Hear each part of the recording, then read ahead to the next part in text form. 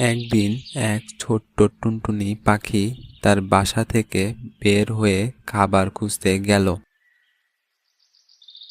অনেকক্ষণ খুঁজেও কিছু পেল না। হঠাৎ একটি বাগানের পাশে একটি বড় গাছের ডালে বসে দেখতে পেল কিছু ধান ছড়িয়ে আছে।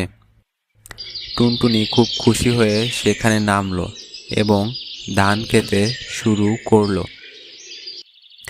ঠিক তখনই পাশে বসে থাকা একটি বাঘ তাকে দেখে বলল, এই ছোট্ট পাখি, তুই আমার খাবার খাচ্ছিস কেন?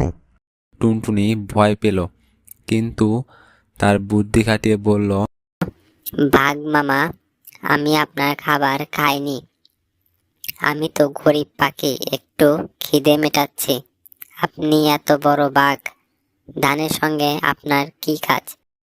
বাঘ হেসে বলল, তা ঠিক বলেছিস, কিন্তু তবুও তো তুই আমার অনুমতি ছাড়া খাচ্ছিস, এর জন্য তোকে শাস্তি পেতে হবে। টুনটুনি ভয় না পেয়ে বলল, শাস্তি চাইলে দিন, কিন্তু শাস্তির আগে আমি আপনার জন্য একটা গান গাইব। আমার গান শুনে যদি আপনি খুশি হন তবে আমাকে মাফ করবেন। বাঘ রাজি হলো। টুনটুনি মিষ্টি কণ্ঠে গান গাইতে শুরু করলো।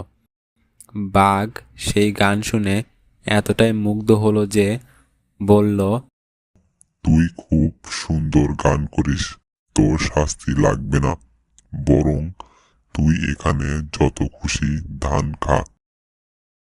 টুনটুনি বুদ্ধি আর গানের জাদু দিয়ে নিজের জীবন বাঁচিয়ে নিল।